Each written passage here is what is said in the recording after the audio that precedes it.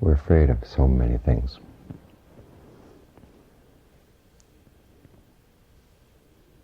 There's so much fear in our lives. What's interesting in the text is they don't treat fear all that much.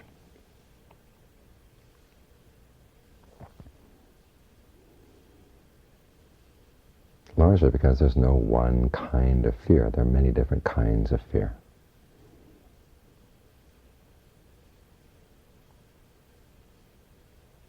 And the texts analyze them out more in terms of fear associated with greed, fear associated with anger, fear associated with delusion.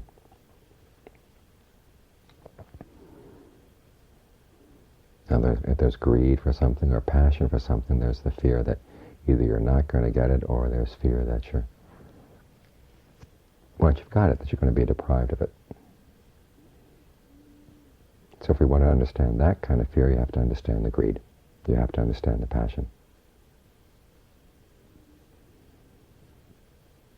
There's fear that's based on anger, related to anger.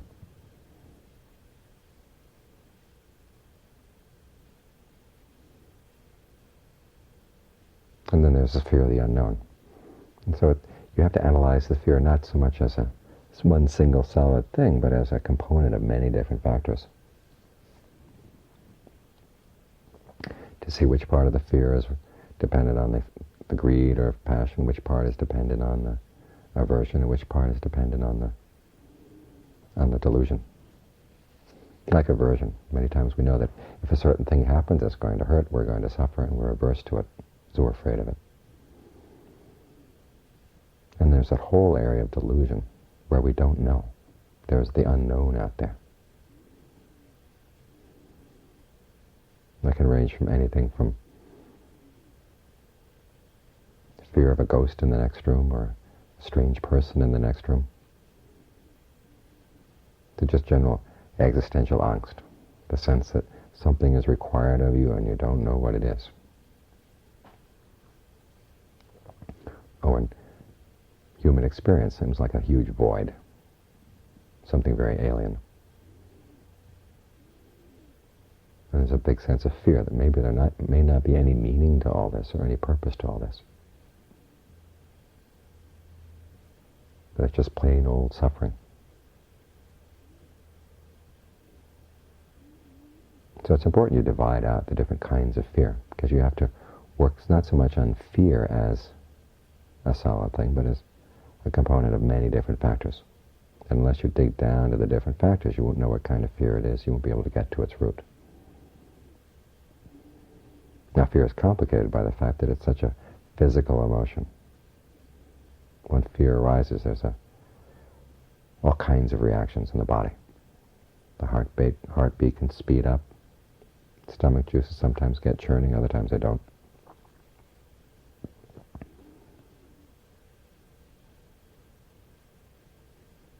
And we often confuse the physical reactions for the mental state. In other words, there may be one flash of fear that goes through the mind, and then it settles back. But it sets into motion a huge series of physical reactions that sometimes will take a long time to settle down. And because they don't settle down right away, there's a sense, I must still be afraid, because here are all the physical attributes of fear. So the first thing in dealing with fear, especially strong fear like this, is to separate the mental state out from the physical state. Some people say they have no trouble reasoning out of the fear, but they're still afraid. Well, you have to separate, again, the physical side of the fear from the mental state, because if you're in a state of mind when you're reasoning through the issue, the actual fear itself may be gone. And what seems to live on, or seems to be unwilling to go away, is the physical side. And of course it's going to take a while to go away, because all these hormones have been churned into your bloodstream, and it's going to take a while for them to wash out. So your first line of defense is to learn to know when there's fear just in the mind and when there's no fear in the mind, but there may be the signs of fear in the body. So you don't feel so overwhelmed by the emotion.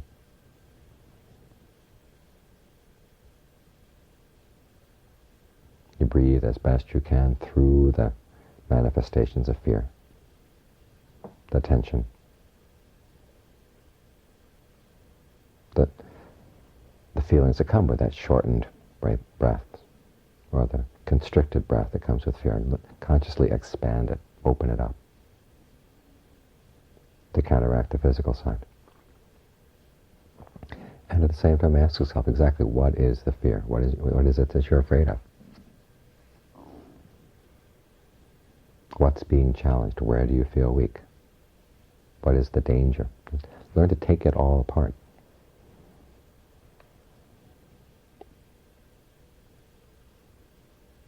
Because a lot of the fear is confusion. You don't know exactly what you're afraid of, or you don't know exactly what to do. It seems like all the avenues are closed.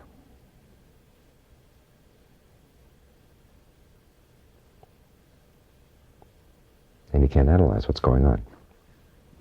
So you have to sit down, if you have a chance to sit down, or at least mentally make a note. Exactly what is it you're afraid of here?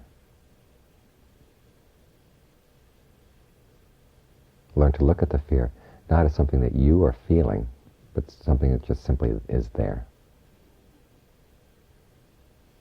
And try to look at why it keeps shouting at you over and over and over in the brain.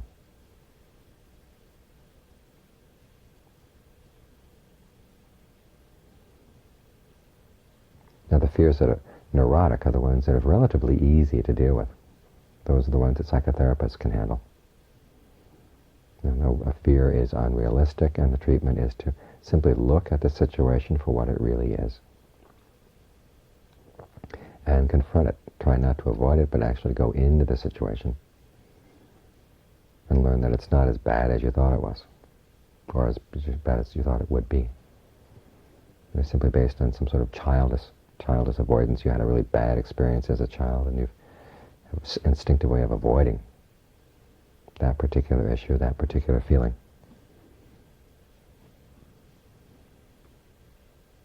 And it's gotten to the point where it's totally unrealistic.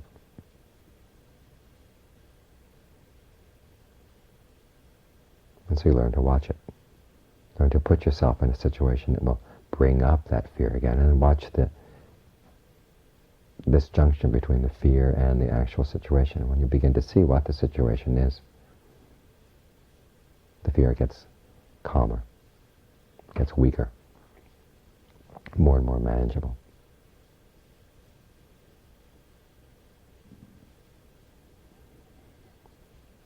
What requires a deeper practice is dealing with realistic fears.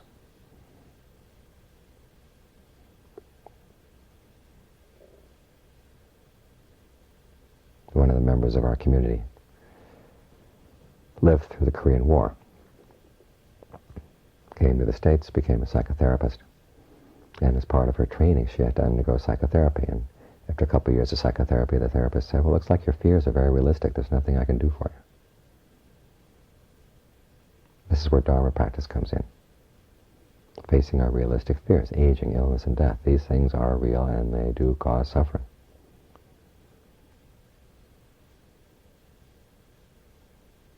If you don't work down into exactly where the attachment is. And this is where the Buddhist take on fears. There's an attachment. There's a clinging. And the clinging is threatened by impermanence, by stress and suffering, by the fact that these things are outside of your control. And so the purpose of our training here is to learn how not to make our happiness be based on these things that are outside of our control. Because as long as our happiness depends on these things, you're setting yourself up for suffering, setting yourself up for fear. This is how the meditation in and of itself is a way of dealing with the fears, the deeper fears, the realistic fears.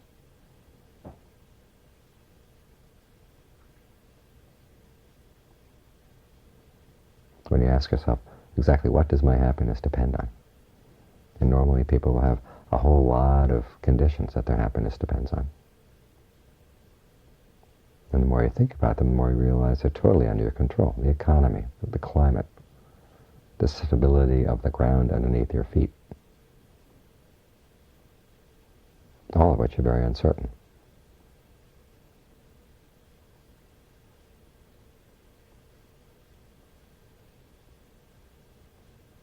So what do?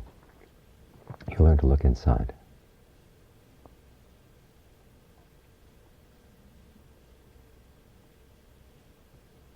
Try to create a sense of well-being that can come simply with being with the breath, even though this isn't the absolute cure. It's the way there. It's the path there. As you learn to develop a happiness that is less and less dependent on things outside and more an inward thing. Something that's more under your control, something you can manage better.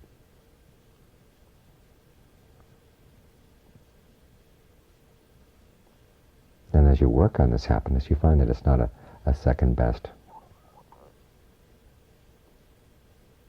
It's actually better than the kind of happiness that was dependent on things outside. It's much more stable. Permeates much more deeply into the mind. In fact, it allows the mind to open up. Because for most of us, the mind jumps around, where a cat would jump here, to jump there, jump all around. And if it's jumping around on unstable things, it's always going to be tense. It lands on something and knows it has to be ready to jump any moment. But when you give the mind something it can stay with for longer periods of time, it can allow itself to relax, it can allow itself to soften up a bit.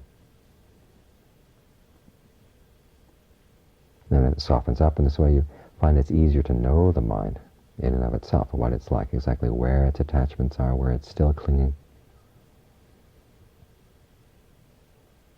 And that allows you to go deeper still.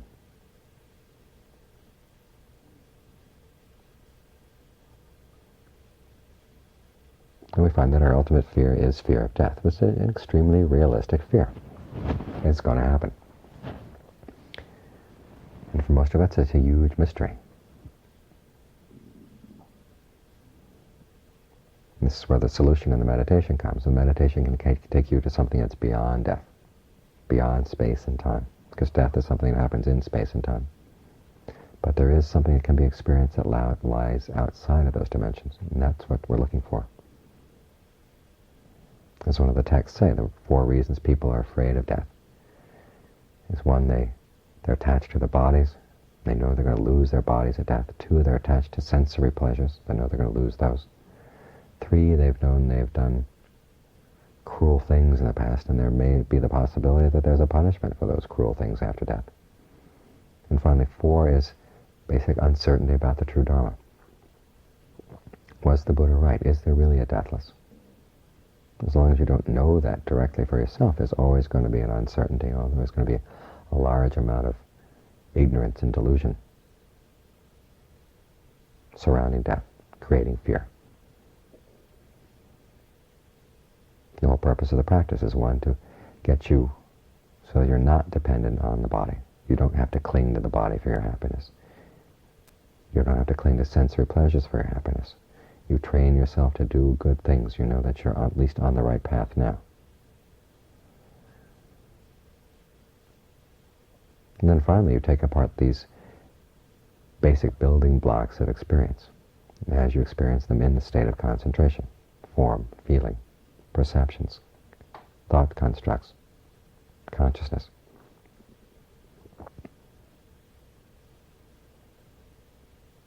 You look to see where things are inconstant. Where they're inconstant, you realize they're stressful. You find stress right there. When you look at stress, look at suffering, although at this level it's more stress than suffering, you can ask yourself, what am I doing to cause that stress, to aggravate that stress? You look for the cause, and it's right there in your intentional actions. When you can take that apart, then things open up. So once they've opened up, you realize you've come to something totally different dimension. It is outside of space and time. And you realize that death can't touch that. And it's only with that direct experience that you say that you can really overcome your fear of death.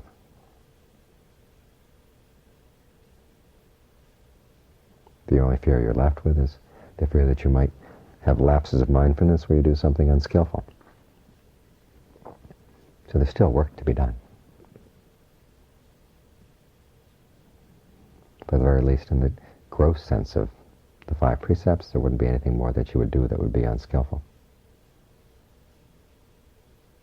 Intentionally. So this is how the meditation deals with fear.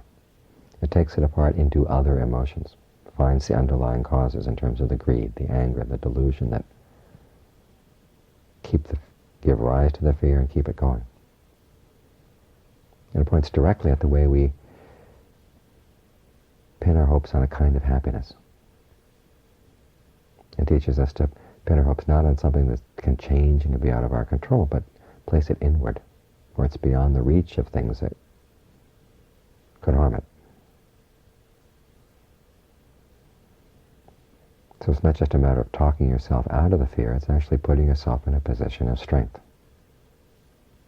where there really is nothing to fear.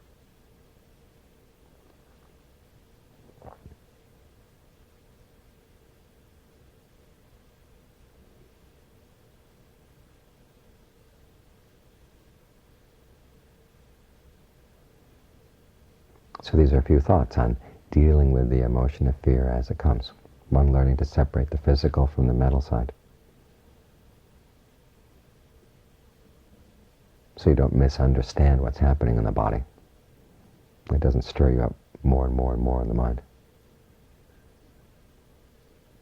And then learning how to focus directly on the mind to see what exactly is the problem. Where is the sense of weakness? Where is the clinging? Because wherever there's clinging, there's weakness.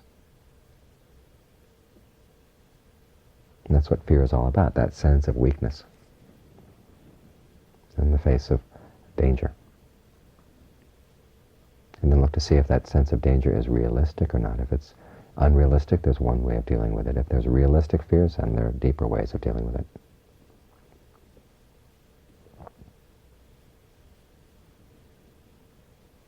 In this way you find you can not only just get a handle on your fear or learn to cope with fear, but put yourself in a position ultimately where there's nothing to fear.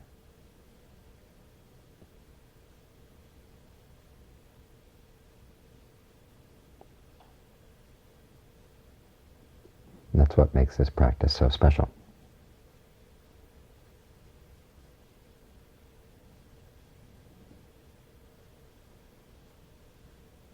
Freud once said the purpose of psychotherapy is to take people neurotically out of their neurotic suffering and leave them in a position of ordinary, miserable daily life. Ordinary miseries of daily life. Well, Buddhism takes you from the ordinary miseries of daily life and takes you beyond, to the point where there is no misery, there is no suffering. It deals not only with unrealistic fears, or fears that are way out of proportion, but it deals with the fears that are really well-founded, realistic, and can take you beyond those.